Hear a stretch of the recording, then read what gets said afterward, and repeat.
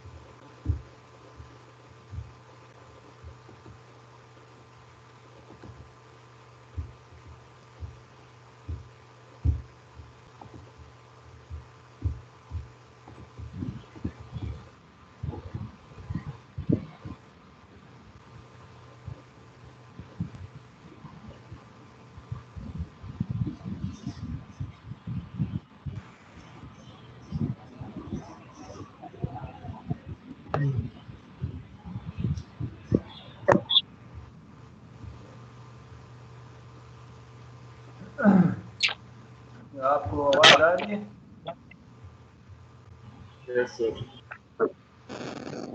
अस्सलाम वालेकुम वरहमतुल्लाह। कैसे हैं आप? सर क्या हाल है आपका? शुक्र अल्लाह का। सर रोज़े कैसे चलें जा इस रहे तरह, हैं? शुक्र अल्लाह का। चलें इस तरह है कि हम स्टार्ट करते हैं। तो काइंडली अपने माइक जो है म्यूट कर दें।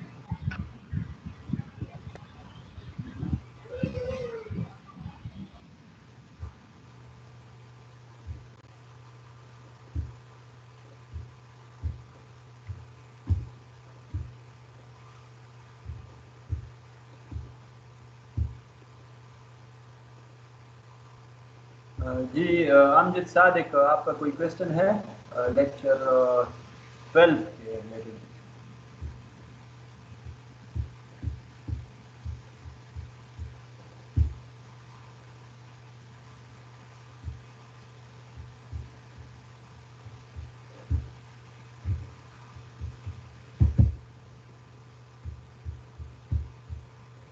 जी अमजद सादिक।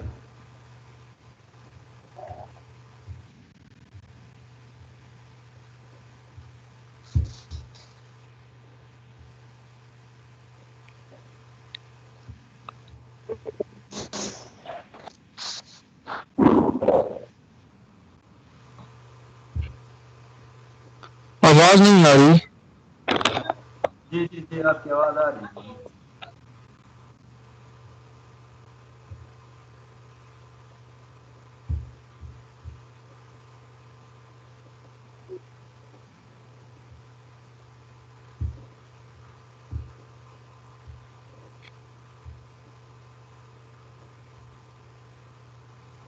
नहीं, इस तरह है आपका, अगर कनेक्शन का मसला है तो आप फिर बाद में हम डिस्कस कर लेते हैं ज्वाइन करके।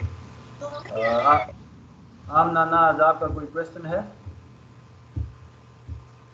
No sir. लेक्चर आपको क्लियर है? Yes sir. शुक्रिया। अरीब अहमद, आपका कोई क्वेश्चन? नो सर, कोई क्वेश्चन नहीं है, क्लियर है। बासित कुरैशी, आपका कोई क्वेश्चन है? जी सर ये जरा पोटेंशियल स्ट्रेस के बारे में बता दें। पोटेंशियल स्ट्रेस मैं आपको समझा देता हूँ। आपको स्क्रीन दिखाई दे रही है? जी सर। देखें, जो अगर हम पावर की बात करें ना, एसी पावर की, तो उसमें जो पी है रियल पावर, तो वो आपके पास इक्वल होते हैं mod of E into the mod of I और into the cosine of angle, या आप कह सकते हैं कि द पावर फैक्टर। ठीक है, कोसाइन ऑफ आई, या आप कह सकते हैं cosine of the power factor angle. Suppose अगर हम ये कहें कि आपके पास जो पावर फैक्टर है वो आपके पास यूनिटी है 1, इस केस में फिर जो पावर है ये आपके पास इक्वल है mode of v into the mode of I into the mode of I और multiply by 1, so it is mean it is mode of v into mode of I। तो इसमें ये देख सकते हैं कि आप कि ये जो पोटेंशियल है ना ये v, तो दिस इज बेसिकली मोड, या आप कह सकते हैं कि this is basically the RMS value. तो मोड ऑफ v आपके पास इक्वल होता है Vm और divided by under the root 2 के। This is the root mean square value actually. यानी अगर आपके पास कोई भी अल्टरनेटिंग वोल्टेज हो, यानी साइन वेव अगर हम बात करें तो, और ये इसका मैक्सिमम एम्पलीट्यूड हो, दैट इज Vm, इस तरह ये जो है तो ये माइनस Vm, तो इसका जो फिर RMS, इसकी जो RMS वैल्यू होगी तो that is equal to Vm divide by under the root 2। यानी अगर इसमें फिर मैं Vm में फाइंड आउट करूं तो Vm आपके पास फिर इक्वल आता है under the root 2 into mode of V। ठीक, तो अगर फर्ज करें मोड ऑफ V आपके पास सपोज 10 वोल्ट है, सपोज अगर आपके पास मोड ऑफ V 10 वोल्ट है, तो इसी तरह फिर आपके पास जो Vm होगा तो that is equal to 2 under the root और मल्टीप्लाई बाय 10 विच इज 14.14 14.14। लेकिन ऑन द अदर हैंड अगर आप की पावर की बात करें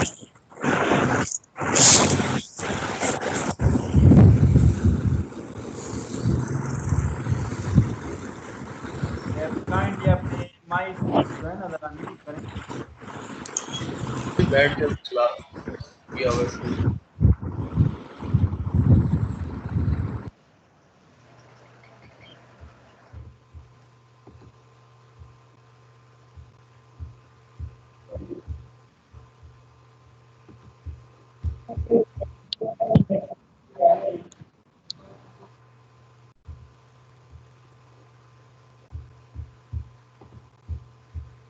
तो ये इसमें जो Vm है ना जो मैक्सिमम वैल्यू है तो that will become 14.14 if the mod of V जो RMS वैल्यू है वो अगर आपके पास 10 वोल्ट है।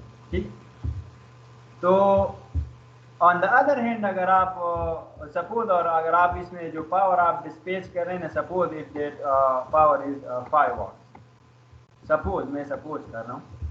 इसलिए ऑन द अदर हैंड अगर आप देखें तो जो डीसी पावर है तो डीसी पावर का जो फॉर्मूला है तो that is equal to Vm और इनटू Im।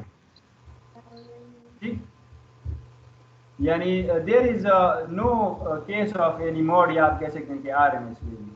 तो इसमें अगर आप 5 वॉट्स अगर आपने फर्ज करें आपने पावर आपको चाहिए तो फॉर देट आपके पास फिर Vm जो है ना वो सिंपली आपके पास फिर इक्वल होगा किस चीज़ के 10 वोल्ट्स के। तो आप देख सकते हैं कि जो AC है उसमें जो Vm है तो that is 14.14 volts for the same 5 watt. On the other hand अगर आप डीसी पावर की बात करें तो उसमें सेम 5 वाट्स पावर के लिए जो वोल्टेज है दैट इज 10 वोल्ट। तो यह है कि AC में फिर पोटेंशियल स्ट्रेसेस जो है तो वो ज़्यादा आते हैं as compare to the DC।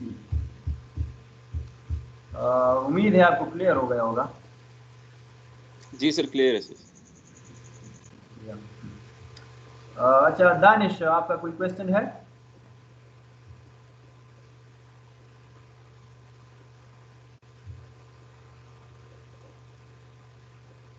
जी दानिश।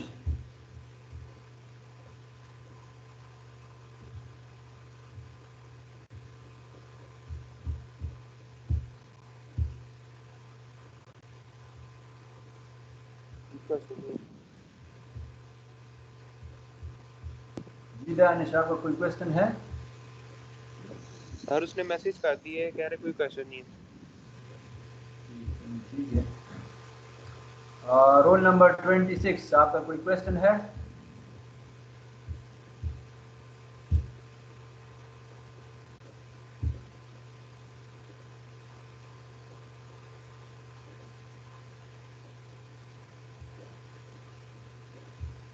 नहीं सर, अभी तक कोई नहीं है। शुक्रिया। आपको लेक्चर की समझ आ रही है? यस सर, आ रही। रोल नंबर 48, आपका कोई क्वेश्चन? अस्सलाम वालेकुम सर। सर ये जो फिफ्थ पॉइंट है सर, ये एक दफ़ा दोबारा समझा देंगे सर? ये फिफ्थ पॉइंट एडवांटेजेस का जो है, आप काइंडली बता सकते हैं ये पॉइंट जरा? Sir for the same working voltage the potential stress on the insulation is less in case of DC system than that in AC system. Therefore, DC line require less insulation. ये अभी आपको मैंने बासित कुरैशी का answer किया, आपने सुने हो? Sir सुना है सर, इसलिए कह रहा हूँ एक दफ़ा दोबारा एक्सप्लेन कर दें, थोड़ा सा समझ नहीं आई सही से। अच्छा इधर देखें, लेट्स सपोज अगर हम डीसी और एसी पावर की हम बात करें, तो जो एसी पावर है ना, एसी, वो आपके पास इक्वल होता है किस चीज़ के? Mod of V into the mod of I और इंटू द पावर फैक्टर, यानी कोसाइन ऑफ पाई के। तो लेट सपोज अगर हम कंसिडर करें कि ये पावर फैक्टर आपके पास 1 हो, तो फिर एसी आपके पास इक्वल होगा मोड ऑफ वी और इंटू मोड ऑफ आई। ठीक, लेट सपोज इस केस में अगर जो वोल्टेज है ना, ये मोड ऑफ वी, अगर ये या सपोज अगर हम 50 वॉट्स पावर जो है ना हमें चाहिए आउटपुट में, और मोड ऑफ वी या आप कह सकते हैं जो मोड ऑफ आई है ना करंट, ये आपके पास सपोज अगर है 2 एम्पियर्स के, तो फिर मोड ऑफ वी आपके पास इक्वल होगा कितने के? 25 वोल्ट्स के। तो 25 multiply by 2 you will have the 50 watts. अभी जो मोड ऑफ वी है ना, मोड ऑफ वी, तो मोड ऑफ वी बेसिकली तो आपके पास जो है ना ये आरएमएस वैल्यू है, it is equal to V M और divide by under the root 2। चूंकि इधर हम एसी की बात कर रहे हैं, तो एसी इज द अल्टरनेटिंग, आप कह सकते हैं कि साइनोसाइडल फॉर्म है वोल्टेज की। तो ये इसकी जो पीक वैल्यू है ना, तो that is basically the V M. इस तरह जो ये नेगेटिव पीक है, तो ये फिर आपके पास बनेगा माइनस वी एम।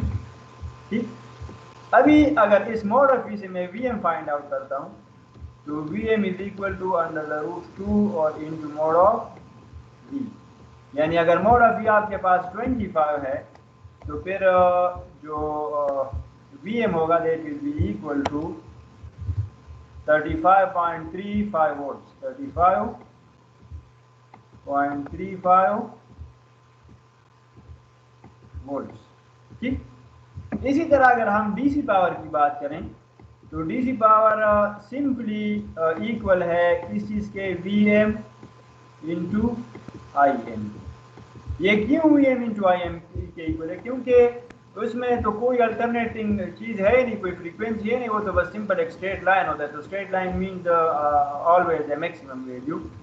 तो वी एम, तो अगर इसमें हमें 50 वॉट्स पावर चाहिए, जिस तरह अगर हम इसको इक्वल करें इस एसी 50 वॉट्स के, और आई एम अगर आपके पास सपोज 2 एम्पियर्स है, तो फिर जो वी एम है तो दैट विल बी 25 वोल्ट्स। ठीक, तो इस केस में अभी आप देखें जो डीसी में वी एम है, तो वो इक्वल है 25 वोल्ट्स के for transmitting the power that is equal to 50 watts. और एसी में आप देख सकते हैं कि वी एम जो है ना वो आपके पास है 35.3 volt to transmit the same AC power of the 50 watts. तो आप देख सकते हैं कि इधर जो एसी में वी एम है, तो that is quite greater as compare to the V M of DC. तो इसलिए इस पोटेंशियल की वजह से आपके पास जो हायर पोटेंशियल है, तो हायर पोटेंशियल स्ट्रेसेस पड़ेंगे, और हायर पोटेंशियल स्ट्रेसेस को फिर कॉम्बैट करने के लिए हाई इंसुलेशन जो है तो क्या वो required. Hope you understand the answer. ठीक है सर, थैंक यू। और कोई क्वेश्चन?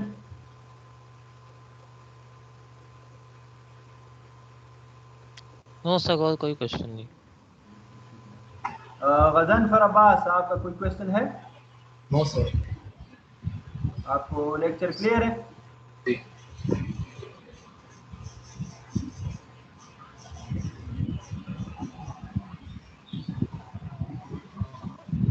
लेक्चर क्लियर है आपको? जी सर, जी क्लियर है। हमाद और रहमान, आपका कोई क्वेश्चन?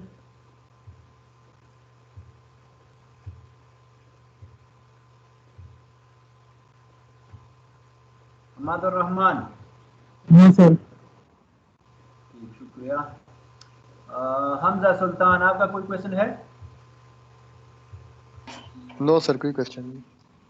शुक्रिया। हमजा जफीर। नो सर, कोई क्वेश्चन नहीं। शुक्रिया। हिस्कील सैयद।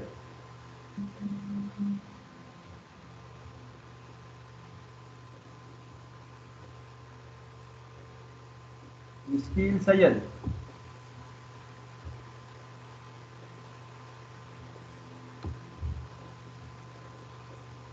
हुसैन नवाज, आपका कोई क्वेश्चन है?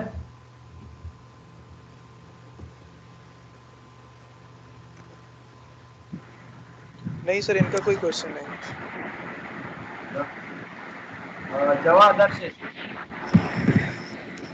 सर मैंने अभी लेक्चर 12 पढ़ा नहीं है, तो मैं पढ़ के आपसे कोई क्वेश्चन होगा तो पूछ लूंगा। खुशाल खटक, आपका कोई क्वेश्चन? No sir. सर बस ये फेस और फ्रीक्वेंसी के बारे में एक बार सर अगर दोबारा बता दें। फेज और फ्रीक्वेंसी? Yes sir. ये आप कह सकते हैं ये दोनों इंटरडिपेंडेंट हैं। या आप कह सकते हैं कि जो फ्रीक्वेंसी, जो फेज है ना, ये डायरेक्ट प्रोपोर्शनल है फ्रीक्वेंसी के, मेरे ख्याल से जितना मेरे इल्म में आता है। मैं प्रॉपर कंफर्म नहीं हूँ, लेकिन ये है कि जो जो फेज है ना, this is dependent on the frequency. तो अगर फ्रीक्वेंसी होगी तो डेफिनेटली फेज होगा। ये इंटरडिपेंडेंट है दोनों। अच्छा, ये दोनों मतलब कि एक दूसरे को यस सर। और कोई question? No sir. Mohammad Ehtisham.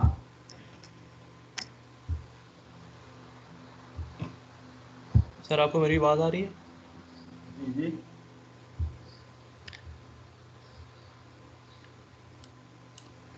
Sir ये जो आपने कहा है कि there is no skin effect in DC system, इसका क्या मतलब है सर? देखिए, जो आपको स्किन इफेक्ट की समझ है, स्किन इफेक्ट क्या होता है?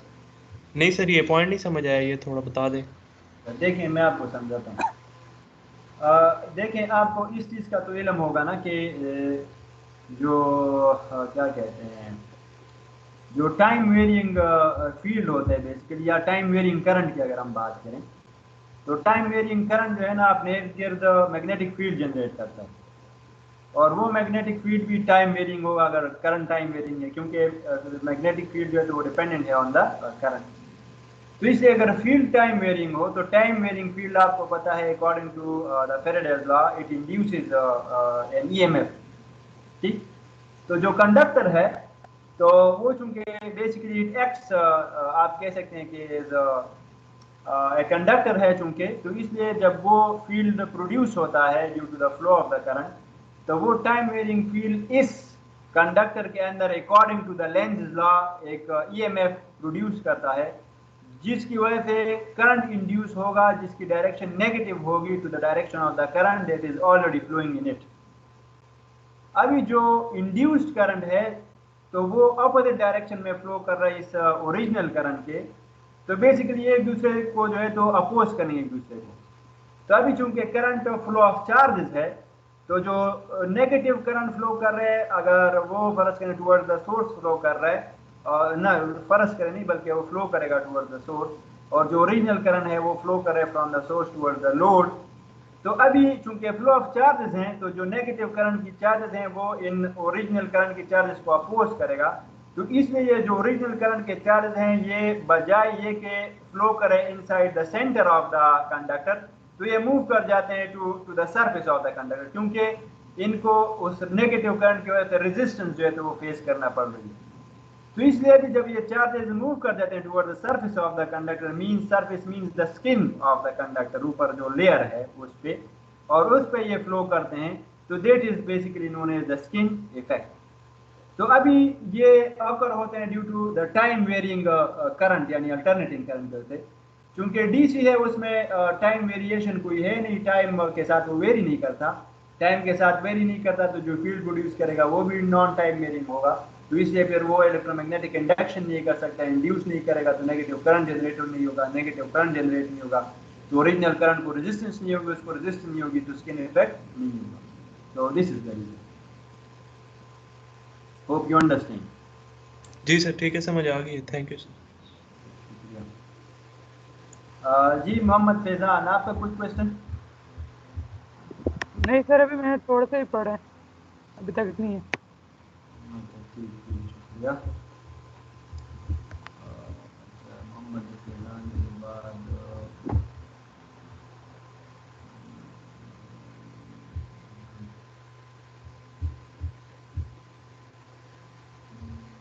जी मोहम्मद फवाद, आपका कोई क्वेश्चन?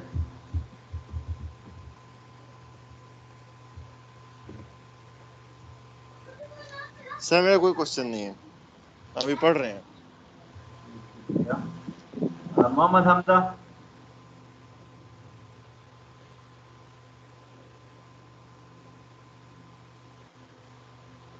मोहम्मद हमजा।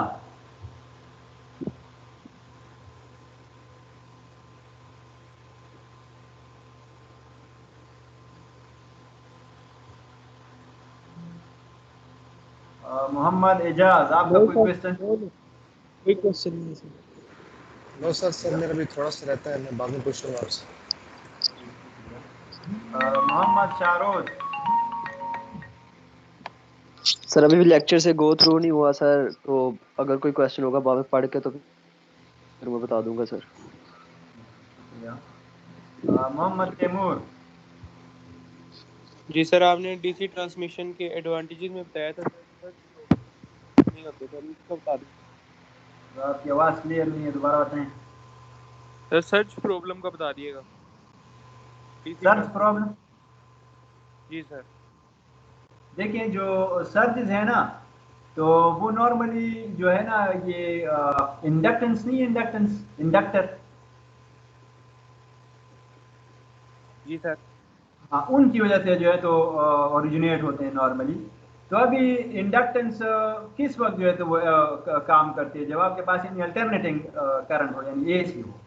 अभी जब डीसी की अगर आप बात करें तो उसमें चूंकि with respect to time vary नहीं कर रहा, तो अल्टरनेटिंग उसमें है नहीं, तो उसमें जो क्या है इंडक्टेंस है basically acts as a short, तो उसमें इसलिए कोई सर्ज जो है तो वो अकर नहीं होती। जी सर ठीक है। क्लियर है आपको? जी सर। मोहम्मद उस्मान।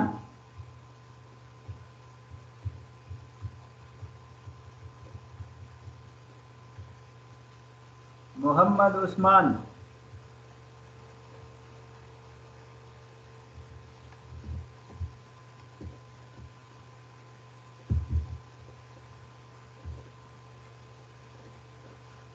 सैफुर रहमान, आपका कोई question? No sir. Lecture clear है आपको? यस। या शायान अमजद। सर ये अस्सलाम वालेकुम सर, ये डीसी में डिसएडवांटेज में सेकंड पॉइंट सर, इसमें सर आपने इसमें आपने कहा था the DC voltage can not be stepped up, तो सर आपने बात की है अल्टरनेटिंग करंट की। अल्टरनेटिंग करंट सर उसका क्या ताल्लुक है? आई मीन डीसी वोल्टेज क्यों नहीं स्टेप अप होता उसमें अगर अल्टरनेटिंग करंट है तो? देखें जो नॉर्मली हम अभी तक आपका जो लेवल है, या अगर आप नॉर्मली जनरली अगर बात करें तो स्टेप अप स्टेप डाउन के लिए जो वोल्टेज के लिए जो चीज़ हम डिवाइस यूज करते हैं ना, वो बेसिकली है ट्रांसफार्मर।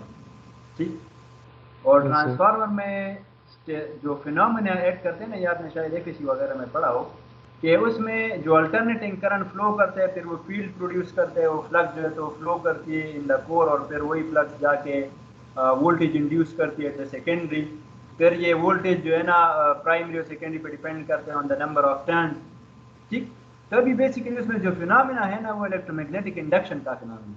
तो इलेक्ट्रोमैग्नेटिक इंडक्शन आपके पास तभी पॉसिबल है जब आपके पास जो करंट हो या जो आप सप्लाई दे रहे हैं, that is a time varying supply, यानी द टाइम वेरिंग करंट।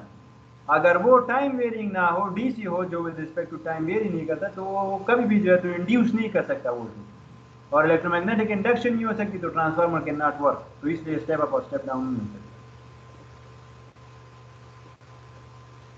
सही सर, सही समझ नहीं है sir. I mean sir alternating current sir, उधर बात होती है, उधर डायरेक्ट करंट वोल्टेज की बात हो रही है सर। तो सर क्या देखिए, मतलब है इसका? जो करंट फ्लो करती है ना सर्किट में, तो वो किस चीज़ की वजह से फ्लो करती है? सप्लाई की वजह से फ्लो करती है। या जी आप जी जब वोल्टेज प्रोवाइड करते हैं और फिर उस वोल्टेज के अक्रॉस अगर आप एक पाथ प्रोवाइड कर दें, मीन्स कंडक्टर प्रोवाइड करें, तो फिर डेफिनेटली उसमें जो है ना फ्लो ऑफ चार्ज होंगे, यानी करंट प्रोड्यूस होगा। अभी अगर आप सप्लाई जो है ना वो अल्टरनेटिंग दे रहे हैं, तो करंट भी अल्टरनेटिंग फ्लो करेगा ना। इस तरह तो नहीं है कि अगर आप डीसी सप्लाई दे रहे हैं तो अल्टरनेटिंग करंट फ्लो करेगा, या अगर आप डीसी सप्लाई दे रहे हैं तो या मीन क्या कहते हैं, अल्टरनेटिंग सप्लाई दे रहे हैं तो डीसी करंट फ्लो करेगा। जो सप्लाई देंगे वही करंट फ्लो करेगा, ठीक है ना। तो अभी सही। अगर आप ट्रांसफार्मर को एसी सप्लाई देंगे तो एसी करंट फ्लो करेगा, उसमें इलेक्ट्रोमैग्नेटिक इंडक्शन होगी, स्टेप अप और स्टेप डाउन होगा। नहीं, अगर आप डीसी सप्लाई दे रहे हैं तो मतलब ये कि वो करंट भी फिर डीसी फ्लो करेगा। तो करंट डीसी फ्लो करेगा तो that is non time varying, और नॉन टाइम वेरिंग है तो इलेक्ट्रोमैग्नेटिक इंडक्शन नहीं कर सकता, वो नहीं कर सकता, तो वो स्टेप अप और स्टेप डाउन नहीं। ठीक है सर। जी शिराज शेर, आपका कोई क्वेश्चन?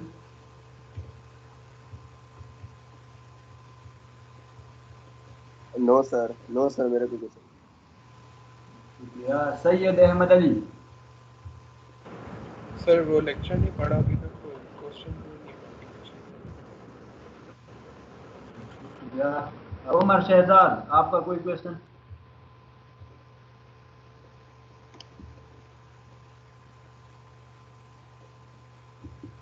उमर शहजाद।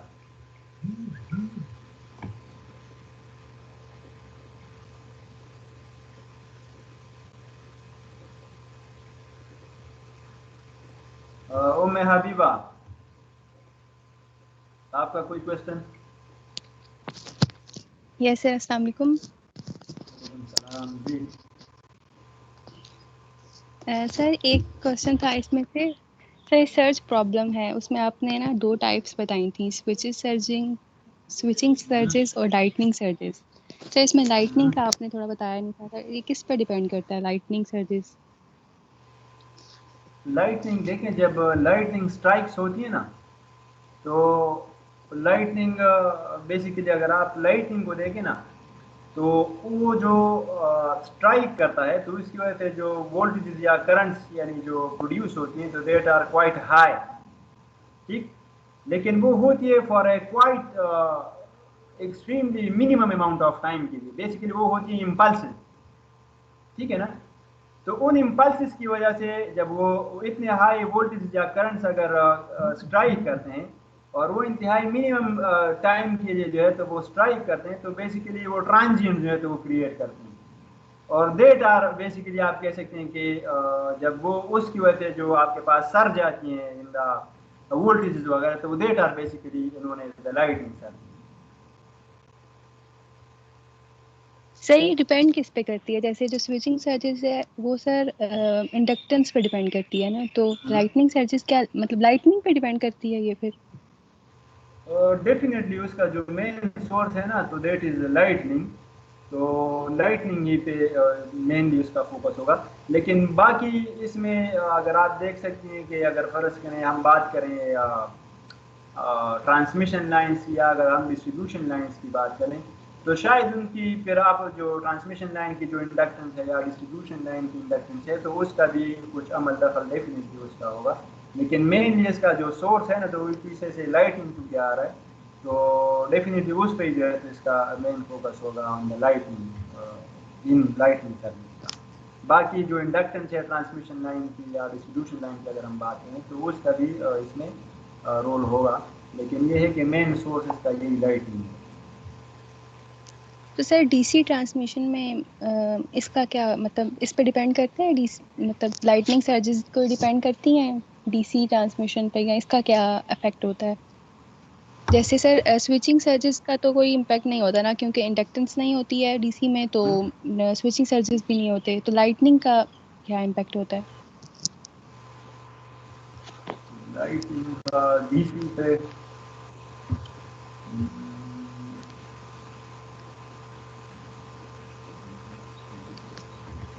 असल में अगर हम लाइटिंग की बात करें ना, तो लेकिन डीसी में भी ट्रांजिएंट को ड्रॉ करते हैं।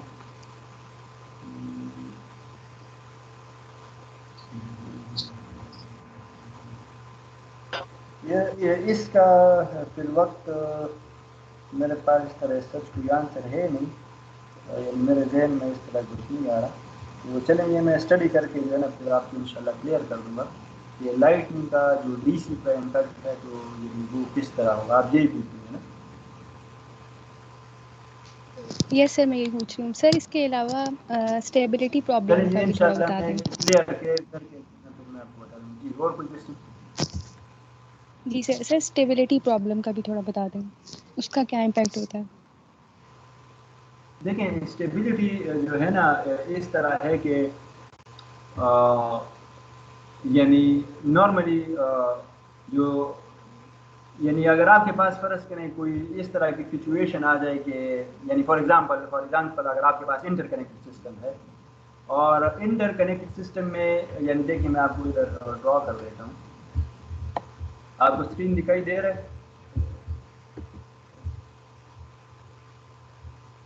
Yes sir. स्क्रीन हाँ देखें सपोज अगर कुछ इस तरह सिस्टम हो इंटरकनेक्टेड कि if for example if we have a generating station here, इसको अगर मैं कर देती हूँ generating station 1 और इसी तरह हम कहें कि ये है generating station 2 और this is for example node 1 for example this is generating station 3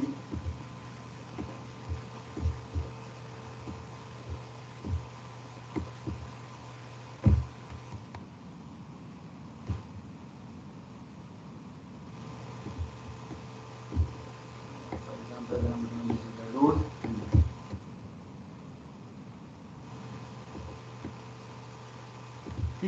देखें अभी फॉर एग्जांपल ये 3 स्टेशन हैं। दिस इज GS1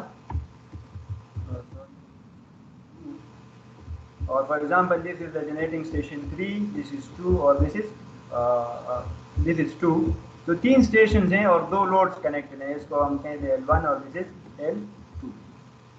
देखें लेट सपोज अगर L1 जो है ना L1 सपोज क्योंकि ये नौ सा इंटरकनेक्टेड सिस्टम है तो इट मींस के जो GS1 है GS3 है और GS2 है they are running in parallel. ठीक और फिर ये सारे जो है ना ये सिंक्रोनाइज हैं एक दूसरे के साथ। सिंक्रोनाइज मींस के they are running at the same frequency यानी 60 हर्ट्ज। ठीक अभी फॉर एग्जांपल अगर आपके पास यानी इनिशियली ये दोनों लोड जो है ना ये एक्टिव हैं, दिस इज L1 और दिस इज L2। ठीक तो सडनली अगर कोई फॉल्ट जो है तो अकर हो जाए इस L1 पे, L1 की मैं बात कर रहा हूँ for example this is short circuited IF, अगर फॉल्ट करंट इसमें फ्लो हो तो डेफिनेटली अगर इस पे फॉल्ट अगर हो जाए तो you need to isolate this load क्योंकि ये फॉल्ट जो है तो ट्रेवल ना करे इन दिस पावर सिस्टम और पावर सिस्टम जो है तो बाकी कोई और इक्विपमेंट वगैरह को जो है ये डैमेज ना करे। तो इसलिए we need to isolate this load 1। तो now let me just give you या मैं कह सकता हूँ कि आपसे पूछूं कि आपकी एक सिंपल ऑब्जर्वेशन होगी कि नॉर्मली आपने देखा होगा जो हम जनरेटर्स यूज़ करते हैं इनसाइड और होम्स। तो व्हाट हैपन्स कि जब जनरेटर फर्ज करें स्विच ऑन है उस पर जो है तो यानी लोड यानी उस पर लोड एक्टिव है उस टाइम पे और वो रनिंग है जनरेटर और अचानक जो है तो क्या कहते हैं लाइट जो है तो आ जाए यानी पावर जो है तो वो फ्रॉम द वापडा जो है तो वो बहाल हो जाए। तो what you need to do is कि आप पहले जो है तो लोड को ऑफ करते हैं या आप कह सकते हैं रिमूव करते हैं फ्रॉम द जनरेटर। फिर आप जनरेटर को स्विच ऑफ करते हैं और फिर आप वापडा को जो है तो ऑन करते हैं टू योर हाउस ये कह सकते हैं। तो व्हाट हैपन्स कि जब वापडा आ जाए और आप लोड रिमूव कर देते हैं फ्रॉम द जनरेटर तो the generator basically speeds up. ठीक तो जब जनरेटर स्पीड अप करता है तो this is basically the speeding up of the generator because the load is remove from the generator. तो this is what happens here कि अगर फर्ज करें आपके पास यानी ये L1 जो है तो ये रिमूव्ड हो जाए फ्रॉम दिस सिस्टम, तो the load is basically dropped from this entire system, आप कह सकते हैं from the GS1, GS and GS2. तो व्हाट हैपन विल बी कि फॉर एग्जांपल अगर L1 is suppose अगर it is being fed from the GS2, ठीक, और L1 पे फॉल्ट अगर हो जाए तो you need to remove this L1. So at that time the GS2 will speed up as compared to the GS1 and the GS3, ठीक. तो जब ये स्पीड अप होगा as compared to the GS1 and GS3, तो you see आपके पास जो synchronism है between the GS3 between the GS2, GS1 and GS3 that will be lost, ठीक. तो आप कह सकते हैं कि जो स्टेबिलिटी है ना that is lost basically. तो अभी ये जो GS2 वापस रिकवर करेगा to its synchronous mode with the GS1, GS3, तो ये बेसिकली आप कह सकते हैं कि this is basically then the stability of the system, ठीक है ना. तो ये बेसिकली आपके पास है. जी सर मतलब जो स्टेबिलिटी प्रॉब्लम है वो बेसिकली डिपेंड करता है सिंक्रोनाइजिंग डिफिकल्टीज के साथ. मतलब अगर स्टेशन सिंक्रोनाइज है, मतलब जो इंटीग्रेटेड सिस्टम है, इंटरकनेक्टेड सिस्टम, तो सर अगर वो सिंक्रोनाइज्ड है, अगर सिंक्रोनाइज नहीं है तो स्टेबिलिटी पे प्रॉब्लम बनेगा. देखिए सिंक्रोनाइजेशन भी जो है तो इसमें आ सकती है. इवन इसमें जो वोल्टेजेस फिर जो जनरेट होती हैं या आपके जनरेट होती हैं जिसको फिर आप अप्लाई करते हैं क्रॉस किसी भी चीज़ के, तो वो भी जो है तो इसमें ये सारी चीज़ें आती हैं. लेकिन ये सिंक्रोनिज्म आप कह सकते हैं कि this is one of the part of the stability, जो अगर मैं आपको समझा रहा हूँ कि ये जो है तो बेसिकली ये प्रॉब्लम है ऑफ द स्टेबिलिटी के जब भी आपके पास यानी सिंक्रोनिज्म लॉस्ट हो जाए ड्यू टू सम मिसहैप, यानी आपके पास यानी लोड जो है वो सडनली आपके पास यानी फॉल्ट अकर हो गया, लोड जो है तो आप रिमूव कर लेते हैं.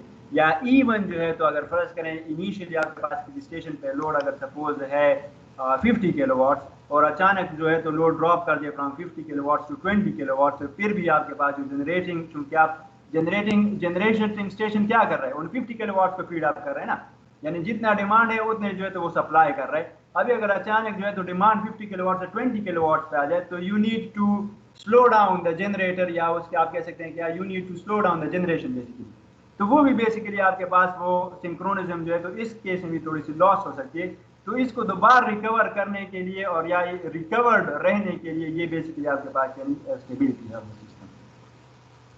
सही. और सर अगर स्टेबिलिटी प्रॉब्लम अकर हो जाए तो फिर हम वो जो हमारे लगे हुए हैं स्टेशन हैं, मतलब जैसे G1, G2 एंड G3 है सर, इनको अगर सिंक्रोनाइज मोड में ले आए तो फिर स्टेबिलिटी दोबारा से अटेन हो जाएगी. हाँ बिल्कुल, दोबारा स्टेबिलिटी जो है तो ये रिकवर होगी. जी सर, ठीक है sir, thank you so much. और कोई क्वेश्चन? नो सर, क्लियर है बाकी.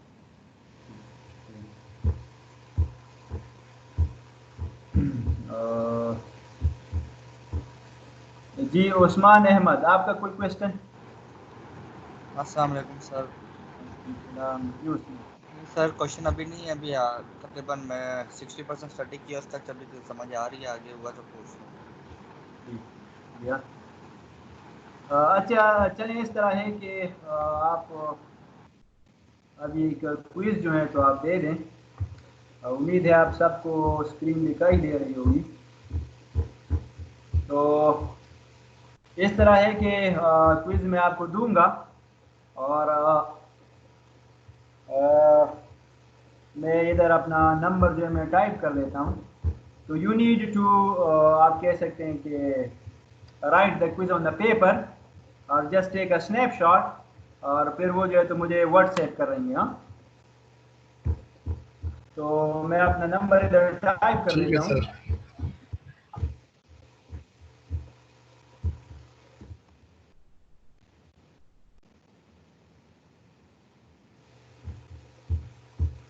और चलिए मैं क्विज लिख देता हूँ कि सर थोड़ा जूम कर दो. जूम कर दूँ.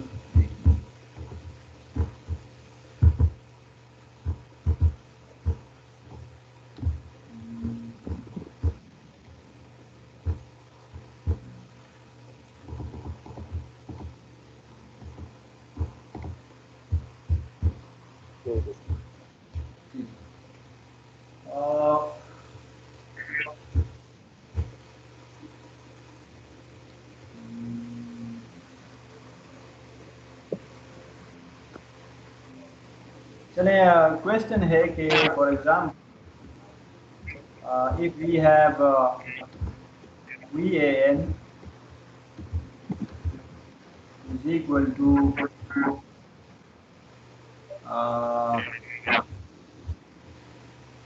mod of V or angle 30 degree.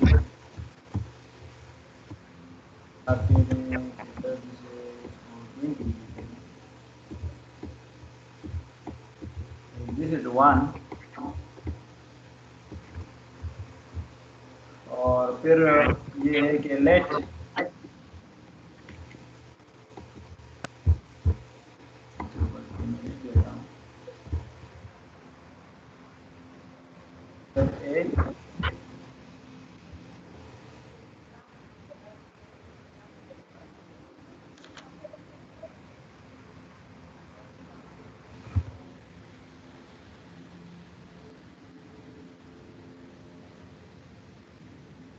balance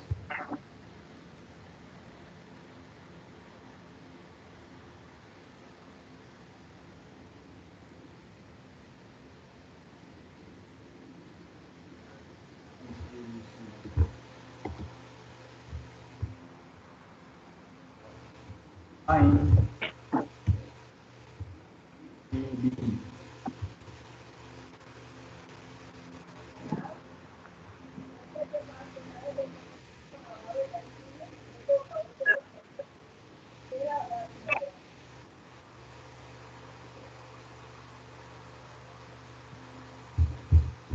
Now let me draw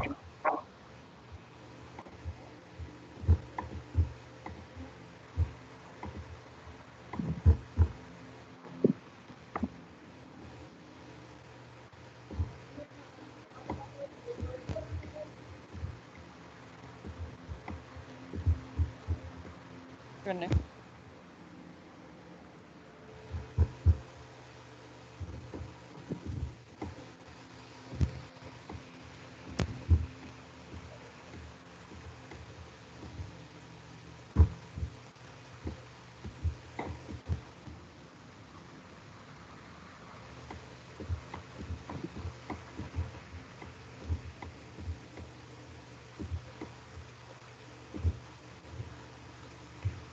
So this is your quiz. You have given PAS और फिर ये है कि the system is a balanced three-phase system with a positive sequence ABC और आप find out करें VAB. ठीक? So now the time is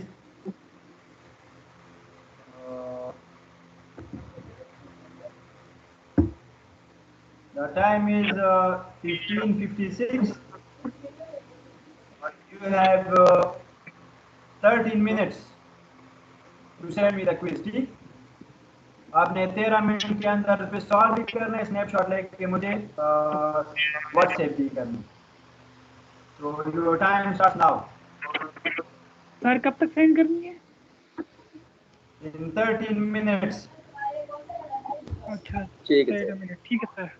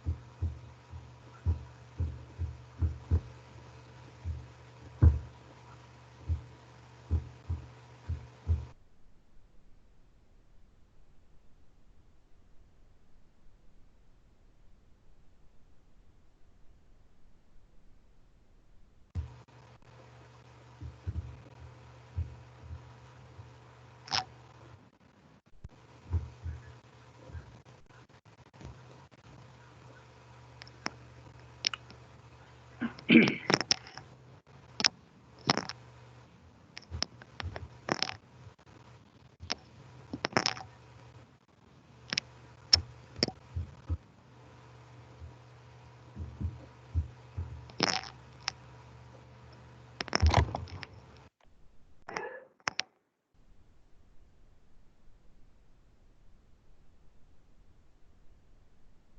question वाली स्क्रीन दिखा दें प्लीज।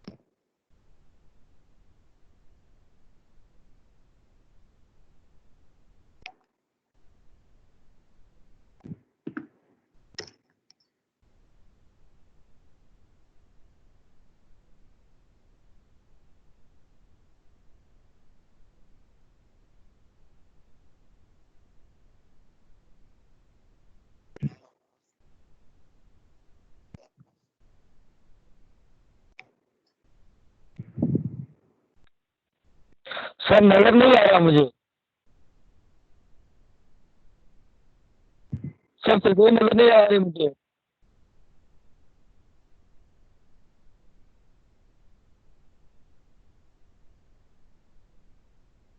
अस्सी में सर स्क्रीन नजर नहीं आ रही।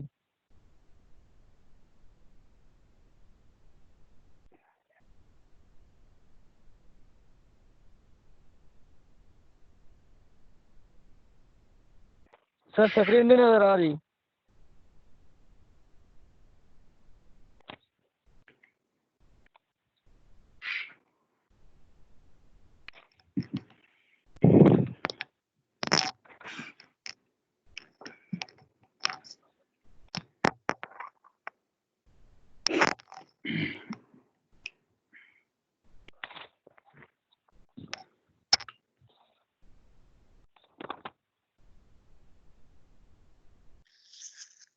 अमजद भाई ग्रुप में स्क्रीनशॉट सेंड किए क्वेश्चन का, वहां से देख लो।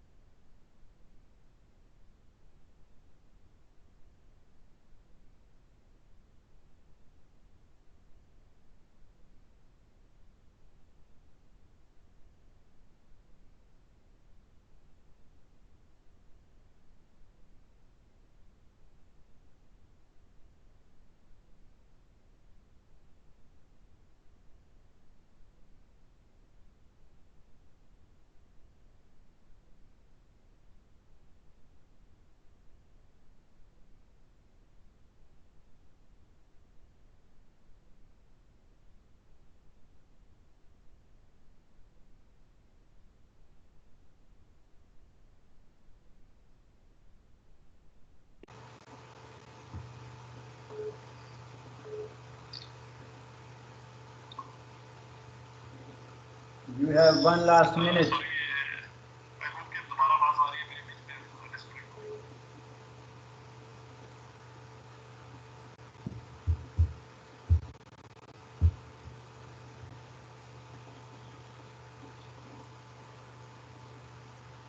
Your time's up. चलें ठीक है, अपना ख्याल रखिएगा। अस्सलाम वालेकुम वरहमतुल्लाह। जी आ रहा हूँ। मैं आपको एक चीज़ बता दूं, जो मैसेज मुझे 4:11 पे मौसूल हुआ है वो काउंट नहीं होगा, ठीक है ना। 4:10 तक आपका वक्त था, बल्कि शायद आपने 1 मिनट ज़्यादा भी ले लिया। तो जो 4:11 पे रिसीव हुआ है तो वो काउंट नहीं होगा। जी शुक्रिया, अस्सलाम वालेकुम।